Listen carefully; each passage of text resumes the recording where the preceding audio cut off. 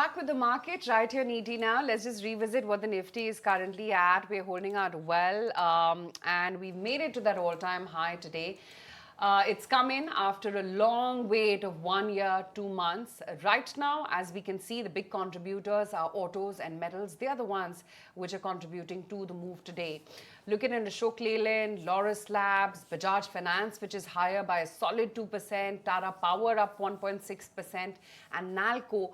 These are your big movers from within the broader end as well as the large caps too. They're the ones holding out. In fact, I want to check in on the market breadth because unfortunately, much like today, the market breadth is not as wide.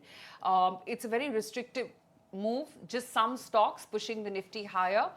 In fact, as we speak within the F&O pool, it is the declines which are actually taking over and not quite the advances, running neck and neck, at least when it comes on the NSE. Let's see how the rest of the day shapes up. But let's talk about copper price volatility and how it's likely to impact businesses such as KEI. And we've got Anil Gupta, the CMD, joining in on the show right now. Anil, hi, morning. Great to have you on ET now. Anil, copper constitutes approximately 55 to 60% of your raw material, right, for wires and cables. With the recent volatility in the prices, how do you think it's likely to impact your margins and the overall dynamics of the business? Good morning. First of all, let me tell you that the copper price volatility is the order of the day as well as for decades. It is not the new factor, and we have seen such volatilities in the past, and now we are seeing now also. I have always said that our project business, where it is always we quote on the current or prospective copper prices, taking into consideration any movement, and also many of the cable orders are on price variation basis. The retail businesses where the materials are always kept in stock, there the list price is revised every 15 days. So the copper prices increase or decrease is always a pass-through.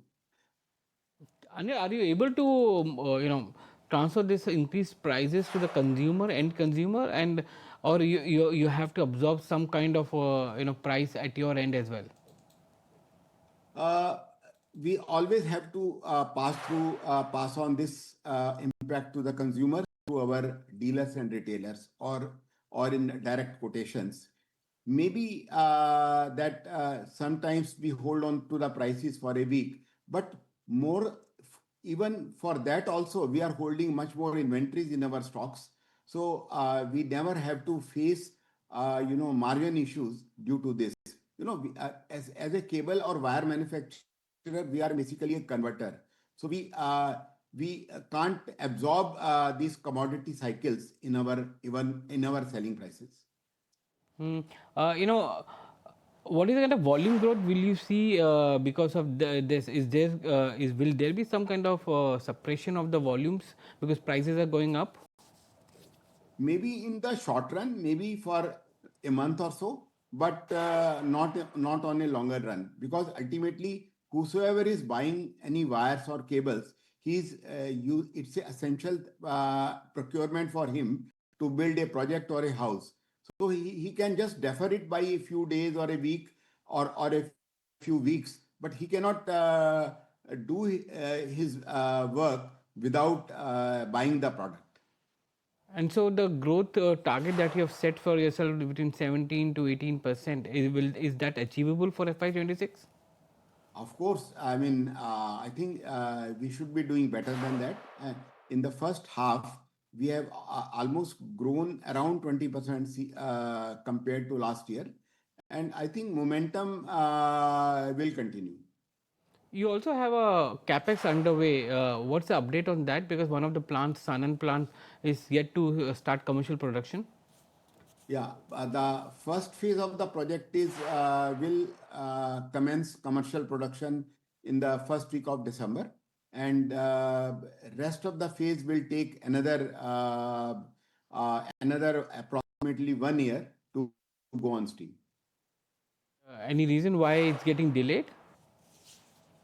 See, we are building a 158-meter tower on which machines will be erected. So the challenges we faced initially to from the ground to bottom up that tower was or technical issues was greater. So now, but all those issues are resolved. Now we have almost reached 46-meter height, and now it is visible that we will be able to complete the construction maximum within next 1 year. Anil, But also if you can but take a but but more than 50% of the project will be commissioned next month, and gradually in next 2 to 3 months the production will be ramped up and commercialized. Anil, also can you take us through the opportunity that data centers bring in for you? We've seen huge announcements of investments going into data centers. Uh, is that a big opportunity for you? And do you require a specialized segment for that particular business? Data centers will be a huge opportunity for the companies who are in the energy sector. First, we have to bring power from three sides to a data center for uninterrupted supply. Secondly, inside the data center, there is a huge consumption of copper cables because of the connectivity of different panels in that data center. So it is a huge opportunity, and we have been supplying all type of cables to data center projects for more than 5 years now. Uh, you know, uh, can you also take us through your export segment as well? And are you seeing some kind of headwind coming in because of tariffs there? Uh, we have grown exports by around 80% compared to last year, and in spite of stoppage of business with US because of the high tariffs, and but we have strong export markets all over the world, and that has kept momentum. I don't see any tailwinds in the export business, and it will continue to grow substantially. Okay, Anil, great to have you on the show. Thank you so much for your time today. Thank you. Okay, let's